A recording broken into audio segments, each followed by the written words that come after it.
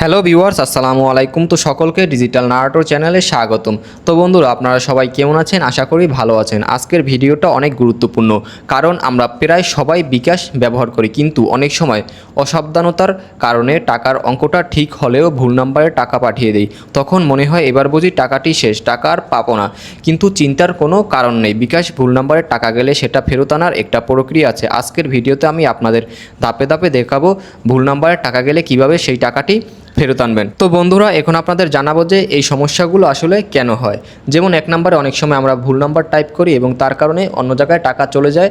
2 নম্বরে number copy paste করি, তারপরও ভুল হয় এবং ভুল নাম্বারে টাকা চলে যায়। এবং 3 নম্বরে হলো তাড়াহুড়ো করে নাম্বার যাচাই না করেই টাকা সেন্ড করে দেই। তো ফলাফল কী হয়? অন্য কারো অ্যাকাউন্টে টাকাটি চলে যায়। তো বন্ধুরা, আপনারাও যদি এরকম সমস্যার সম্মুখীন হয়ে থাকেন, তাহলে এই সমস্যা থেকে কিভাবে সমাধান করবেন, তো সেটি আজকে আমরা এই ভিডিওর মাধ্যমে আপনাদের জানাবো। তো এই সমস্যাগুলো সমাধান করার জন্য আপনাদের 4টি ধাপ অবলম্বন করতে হবে। তো 1 নম্বর ধাপ হলো সঙ্গে সঙ্গে অ্যাকশন নেওয়া। তো বন্ধুরা, সবচেয়ে গুরুত্বপূর্ণ ব্যাপার হলো টাকা ভুল নাম্বারে চলে গেলে সঙ্গে সঙ্গে অ্যাকশন নিতে হবে।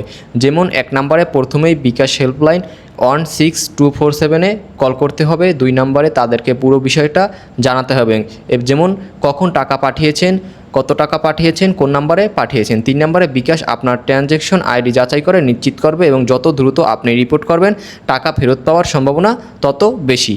তো 2 নম্বর ধাপ হলো সঠিক তথ্য দেওয়া।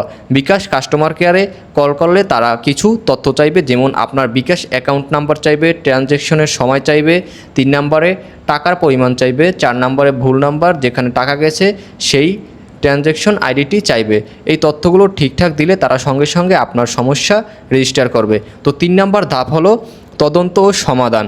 বিকাশ টিম এরপর সেই ভুল নাম্বারে অ্যাকাউন্ট চেক করবে এবং যদি দেখা যায় যে টাকা এখনও ব্যবহার করা হয়নি, তবে টাকা ফেরত আসার সম্ভাবনা অনেক বেশি। কিন্তু যদি টাকা ইতিমধ্যে ক্যাশ আউট বা খরচ হয়ে যায়, তখন ফেরত পাওয়া কঠিন। তবুও বিকাশ সেই অ্যাকাউন্টের হোল্ডার কল করবে এবং পরিস্থিতি বুঝিয়ে বলবে যাতে আপনাকে টাকাটা তারা সে ফিরিয়ে দেয়। তো বন্ধুরা, এবং 4 নম্বর ধাপ হলো সমস্যা প্রক্রিয়া। যেমন যদি প্রমাণ হয় ভুলবশত টাকা পাঠানো হয়েছে এবং টাকা খরচ হয়নি, বিকাশ সেই টাকা ব্লক করে ফেরত পাঠাবে অথবা আপনার অ্যাকাউন্টে।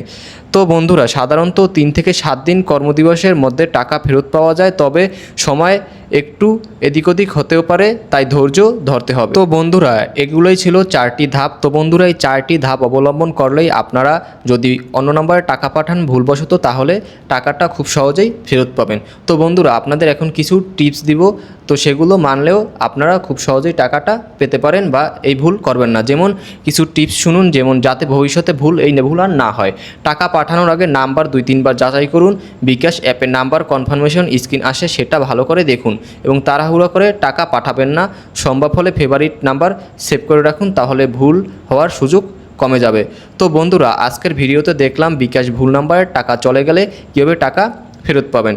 তো প্রথমে দ্রুত হেল্পলাইনে কল করতে হবে এবং সব তথ্য সঠিকভাবে দিতে হবে এবং আর ভুল যাতে না হয় সেই জন্য কিছু নিয়ম মেনে চলতে হবে। তো বন্ধুরা, এটাই ছিল আমাদের আজকের এই ভিডিও। তো বন্ধুরা, আপনাদের কাছে যদি আমার এই ভিডিওটি ভালো লেগে থাকে, তাহলে অবশ্যই আমার এই ভিডিওতে একটি লাইক দিয়ে দেবেন এবং আপনাদের বন্ধুদের কাছে আমার এই ভিডিওটি শেয়ার করে দিবেন এবং আমার এই চ্যানেলটি সাবস্ক্রাইব করে রাখবেন, যাতে এরকম আরও নতুন নতুন ভিডিও পেতে পারেন। তো সকলকে এই ভিডিওটি দেখার জন্য ধন্যবাদ। আসসালামু আলাইকুম।